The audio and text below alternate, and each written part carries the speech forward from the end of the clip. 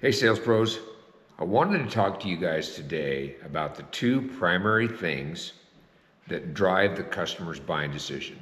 A little bit of the science behind what your customer buys and how and why, etc. Right? But before we get too deep, tell me a little bit about what drives your decision to buy something. Let's just say a car, for example. For me, there's only a couple of things that are really important for me in a car or a truck. I want a comfortable seat, and when I put the gas on, I hit the fun pedal, I want it to go. Preferably for me, that usually means a V8 or a powerful engine of some kind. Of course, I want a comfortable ride, and some of those things are given. But for me, it's a comfortable seat. In other words, the ergonomics and how the controls are laid out. And when I hit the gas, I want it to go. So let us know in the comments some things that drive your decisions to buying cars. Is it looks? Is it performance? Is it etc.? Let us know. It'd be interesting to find out. We'll share some comments on that. So there's two primary things, two major things that drive your customer's buying decision. Why it's important for you to know, we're going to go into in just a couple of minutes. But really it comes down to two things, two factors under buying decisions. There's a logical side to what the customer thinks, and even us as salespeople, and there's an emotional side to it. The purpose behind this is to help you meld the two together so that you can help your customer have a good experience, buy a car that they love, and buy another one from you down the road. So today I just want to talk about the logical side of things, right? What pure logic has nothing to do with their emotional input. So one is the features. So if you've been in the car business a while, you've heard about feature benefit, or what does a feature do? But really the features, the functionality, and with that, what's the price of entry? The ease of use. I'll give you an example. I sold cars when anti-lock brake systems didn't exist, right? Then they started becoming something that was fairly common, and now they're pretty much standard.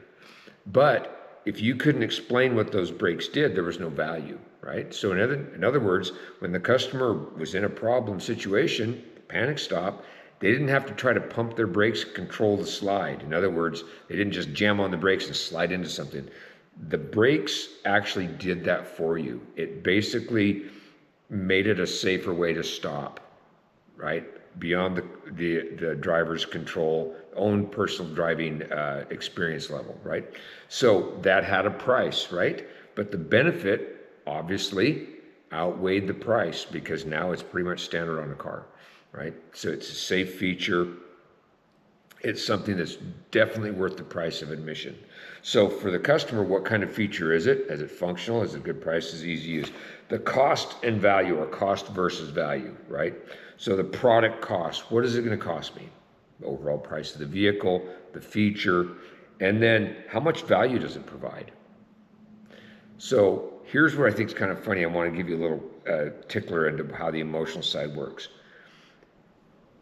Does a supercar, i.e. a McLaren, a Ferrari, a Lamborghini, really serve a practical purpose? Can you really drive that vehicle as quickly as it will really go? I mean, there's a speed limit and that applies to every car, right?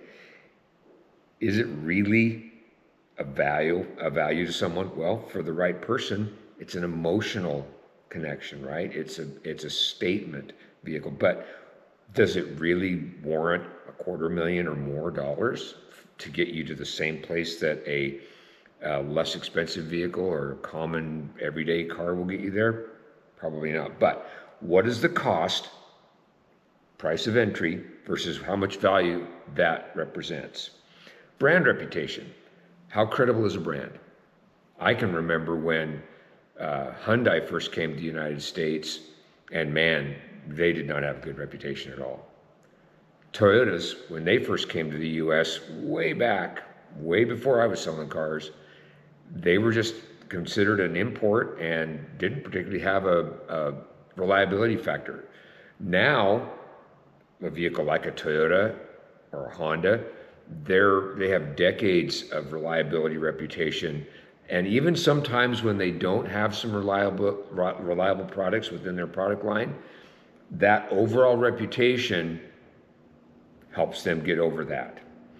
You can see it in the resale value of some vehicles. Some vehicles can have 100, 200 or more thousand miles on them, and they'll bring as much as maybe a lesser thought of vehicle with maybe half the miles. So the brand reputation, the credibility of a brand is definitely important. Now, there's some emotional meld. We'll meld all this together in the next video, but sometimes if someone's just had that brand for a long time, say they're historical owners, their grandparents had one, their parents had one, their brother has one, their sister has one, their friend has one. I've always owned that brand, right? They put that credibility behind their ownership experience. So this again is a logical factor. And one of your jobs, one of your responsibilities as a professional salesperson, and if you're wanting to make this a career and not just a pastime, is to be a little bit of a student of your industry. Know some of this stuff. Information's easy to find, but you should know some of this stuff or start learning it, okay? And then reviews. Reviews are a big thing, right?